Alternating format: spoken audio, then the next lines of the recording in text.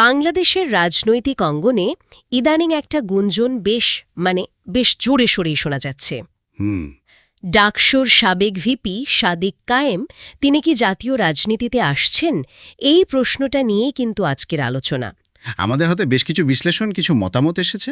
হ্যাঁ, আমরা এই সূত্রগুলো থেকে পাওয়া তথ্যের একটু গভীরে যাব, বোঝার চেষ্টা করব এই গুঞ্জনের পেছনের কারণটা কি, এর তাৎপর্যই বা কি, আর ভবিষ্যতে কি হতে পারে। হ্যাঁ, এই আলোচনাটা কিন্তু বেশ গতি পেয়েছে।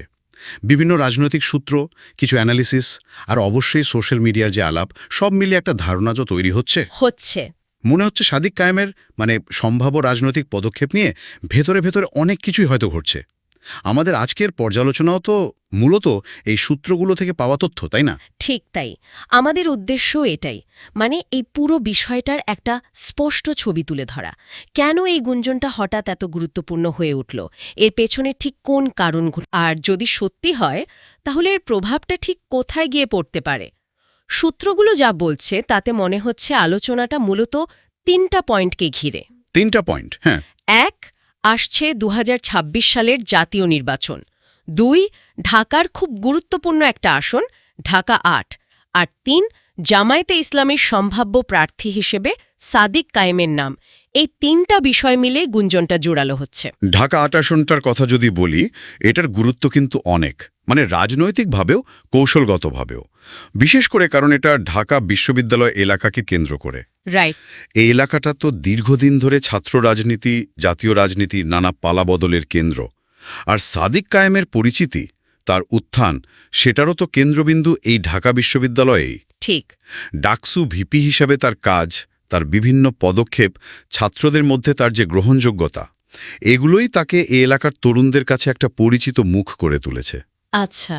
সূত্রগুলো কিন্তু বলছে তার এই ভিত্তিটাকেই জাতীয় রাজনীতিতে কাজে লাগানোর একটা চিন্তা চলছে। আর ডাকসু নির্বাচনে তার পাওয়া ভোটের সংখ্যাটাও তো মনে হয় এখানে বেশ প্রাসঙ্গিক, 14,000-এর বেশি ভোট পাওয়া। অবশ্যই প্রাসঙ্গিক, খুবই প্রাসঙ্গিক। বিশেষ করে এমন একটা টাফ ইলেকশনে এটা তো শুধু একটা সংখ্যা না। না, একদমই না। এটা তো ঢাকা বিশ্ববিদ্যালয়ের ছাত্রদের একটা বড় অংশের সমর্থনের প্রমাণ। বিশ্লেষকরাও মনে করছেন এই সমর্থনটা জাতীয় নির্বাচনে একটা ফ্যাক্টর হতে পারে, বিশেষ করে ঢাকা 8-এর মতো আসনে, যেখানে তরুণ শিক্ষিত ভোটার অনেক। কিন্তু এই আসনের সম্ভাব্য প্রতিদ্বন্দ্বী কারা, কাদের নাম শোনা যাচ্ছে? সূত্রগুলোতে কি এ নিয়ে কিছু আছে? হ্যাঁ, আছে, এবং এখানেই বিষয়টা আরও ইন্টারেস্টিং হয়ে উঠছে। বিভিন্ন পর্যবেক্ষক এবং সূত্রের বরাতে যা জানা যাচ্ছে, বিএনপি নাকি এই আসনে তাদের অন্যতম হেভিওয়েট নেতা, আচ্ছা, ঢাকার সাবেক মেয়র মির্জা আব্বাসকে মনোনয়ন দেওয়ার কথা ভাবছে, বেশ গুরুত্বের সাথেই ভাবছে। মির্জা আব্বাস, তিনি তো শুধু সাবেক মেয়র নন, বিএনপির স্থায়ী কমিটির সদস্য। একদম। ঢাকার রাজনীতিতে তার দীর্ঘদিনের অভিজ্ঞতা, নিজের একটা প্রভাব বলয় আছে। তো বিএনপি যদি সত্যি তাকে মনোনয়ন দেয়, তাহলে সাদিক কায়েমের মতো একজন অপেক্ষাকৃত নতুন মুখের জন্য এটা বিরাট চ্যালেঞ্জ হবে।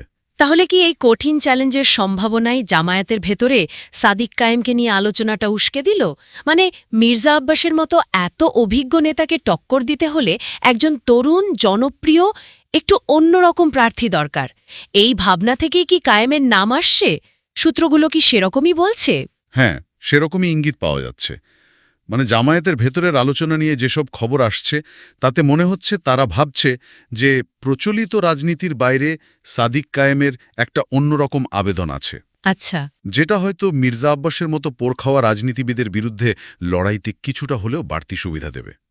তারা হয়তো হিসাব করছে যে কায়েমের তারুণ্য, ছাত্র রাজনীতিতে তার একটা কিছুটা বিতর্কিত কিন্তু জনপ্রিয় ইমেজ, এবং মিডিয়ার কাছে তার যে একটা আকর্ষণ, এই জিনিসগুলো নির্বাচনে একটা নতুন মাত্রা যোগ করতে পারে, বিশেষ করে ওই আসনে যেখানে ঢাদির বর্তমান সাবেক ছাত্রছাত্রীরা একটা বড় ভোট ব্যাংক। সেটাই। জামায়াত হয়তো ভাবছে এই ভোট ব্যাংকে টানার জন্য কায়েমি বেস্ট অপশন হতে পারে। এখানে একটা জিনিস একটু পরিষ্কার করি, সূত্রগুলো যখন সাদেক কায়েমের কথা বলছে, তখন তাকে কি শুধুই একজন সাবেক ছাত্রনেতা হিসেবে দেখছে, নাকি এর চেয়ে বেশি কিছু? এটা খুব ভালো প্রশ্ন। বিশ্লেষণগুলো কিন্তু বলছে তাকে শুধু ডাকসুর সাবেক ভিপি হিসেবে দেখা হচ্ছে না। ওকে। তাকে দেখা হচ্ছে তরুণ প্রজন্মের একজন প্রতিনিধি হিসেবে, যিনি গতানুগতিক রাজনীতির বৃত্তের কিছুটা বাইরে থেকে এসেছেন। কিছু সূত্র তো এমনও বলছে তাকে হয়তো পরিবর্তনের প্রতীক হিসেবেও তুলে ধরার চেষ্টা হতে পারে ভোটের মাঠে। পরিবর্তনের প্রতীক, ইন্টারেস্টিং। হ্যাঁ, তার কথা বলার ধরন, তার কাজ, সোশ্যাল মিডিয়ায় তার যে প্রেজেন্স, এগুলো তাকে একটা নির্দিষ্ট শ্রেণীর ভোটার, বিশেষ করে young generation, first time voter, এদের কাছে বেশ আকর্ষণীয় করে তুলেছে। এই যে একটা আউটসাইডার ইমেজ, আবার ক্যাম্পাসে তৈরি হওয়া একটা আইকন স্ট্যাটাস, এই দুটো মিলিয়েই তার জনপ্রিয়তা অন্য লেভেলে গেছে বলে অনেকে মনে করছেন। এটা শুধু ছাত্রনেতা পরিচয়ের চেয়ে বেশি কিছু। তাহলে এর সম্ভাব্য প্রভাবটা কি শুধু ঢাকা ৮ আসনের মধ্যেই থাকবে, নাকি আরও বড় কিছুর কথা ভাবা হচ্ছে? বিশ্লেষকরা কি বলছেন? বিশ্লেষকদের একটা বড় অংশই মনে করছেন এর প্রভাব ঢাকা ৮ ছাড়িয়ে যেতে পারে। যদি সাদিক কায়েম আসলেই ক্যান্ডিডেট হন এবং একটা ভালো ক্যাম্পেইন করতে পারেন, হ্যাঁ, তাহলে তার প্রভাবটা পুরো ঢাকা শহরের রাজনীতিতেই একটা ঝাঁকুনি দিতে পারে, বিশেষ করে তরুণ ভোটারদের মধ্যে, যারা হয়তো প্রচলিত দলগুলোর প্রতি কিছুটা বিরক্ত বা নতুন কিছু খুঁজছে, তাদের মধ্যে তিনি একটা আলোড়ন তৈরি করতে পারেন। আচ্ছা। সূত্রগুলো এমনও বলছে যে তার এই প্রার্থিতা ঢাকার অন্য আসনগুলোতেও জামায়াত বা তাদের জোটের যারা প্রার্থী হবেন তাদের জন্য একটা মরাল বুস্ট হিসেবে কাজ করতে পারে। এই মরাল বুস্টের আইডিয়াটা ইন্টারেস্টিং। একজন হাই প্রোফাইল তরুণ প্রার্থীর উপস্থিতি পুরো জোটের কর্মীদের মধ্যে একটা নতুন এনার্জি দেবে। অনেকটা সেরকমই। ভাবুন, যদি কায়েমের ক্যাম্পেইনটা বেশ জমে ওঠে, মিডিয়ার ফোকাস থাকে, হ্যাঁ, আলোচনা হবে, তাহলে সেটা তো স্বাভাবিকভাবেই আশপাশের আসনগুলোর ক্যাম্পেইনেও একটা পজিটিভ ভাইব তৈরি করবে। কর্মীরা উজ্জীবিত হতে পারে, ভোটারদের মধ্যে আলোচনা শুরু হতে পারে। ঠিক। একজন জনপ্রিয় বা আলোচিত প্রার্থী তো প্রায়শই তার নিজের আসনের বাইরেও দলের বা জোটের পারফরমেন্সে কিছুটা হলেও পজিটিভ প্রভাব ফেলে। এটা একটা সাইকোলজিক্যাল ব্যাপার। বিশেষ করে যদি তিনি তরুণ প্রজন্মের মধ্যে সাড়া ফেলতে পারেন, সেই মেসেজটা কিন্তু খুব দ্রুত ছড়ায়। আর ঢাকার মতো একটা জায়গায় যেখানে মানুষ রাজনৈতিকভাবে অনেক সচেতন, সেখানে এই প্রভাবটা আরও বেশি হতে পারে। তবে এত সব সম্ভাবনার কথা আমরা বলছি বটে, কিন্তু আমাদের এটাও মনে রাখতে হবে যে এই মুহূর্তে কিন্তু সবকিছুই জল্পনা কল্পনার পর্যায়েই আছে, তাই না? একদম, এটা খুব জোর দিয়ে বলা দরকার। কোনো অফিসিয়াল ঘোষণা তো আসেনি না, কোনো পক্ষ থেকেই না। আমরা যেসব তথ্যের ভিত্তিতেই আলোচনা করছি তার প্রায় সবই এসেছে বিভিন্ন রাজনৈতিক সূত্রের, ভেতরে খবর, রাজনৈতিক বিশ্লেষকদের অবজারভেশন আর সোশ্যাল মিডিয়ার গুঞ্জন থেকে। সাদিক কায়েম নিজে কিছু বলেননি, জামায়াতে ইসলামীয় আনুষ্ঠানিকভাবে কিছু জানায়নি।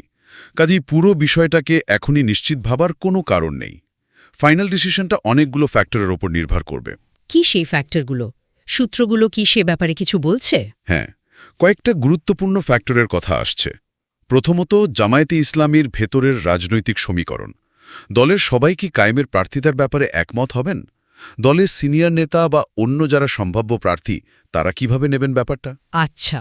দ্বিতীয়ত, যদি বিএনপি বা অন্য দলের সাথে জামায়াতের জোট হয় নির্বাচনে, তাহলে সিট শেয়ারিংয়ের যে জটিল হিসাব, সেখানে ঢাকা ৮ আসনটা কার ভাগে পড়বে?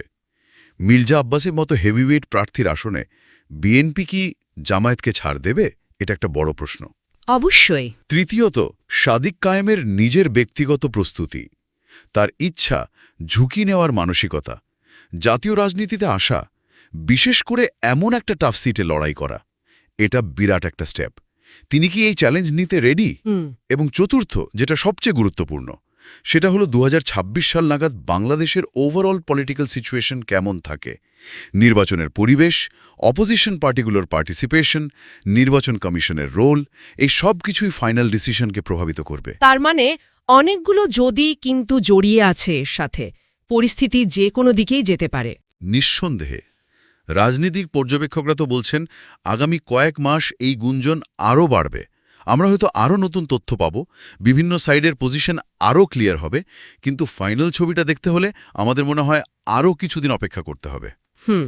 তবে এই গুঞ্জনটা নিজেই কিন্তু বাংলাদেশের রাজনীতিতে কিছু ইন্টারেস্টিং প্রশ্ন তুলে ধরেছে। তাহলে এই আলোচনার শেষে এসে আমরা যদি একটু গুছিয়ে বলি, তাহলে কি দাঁড়ালো?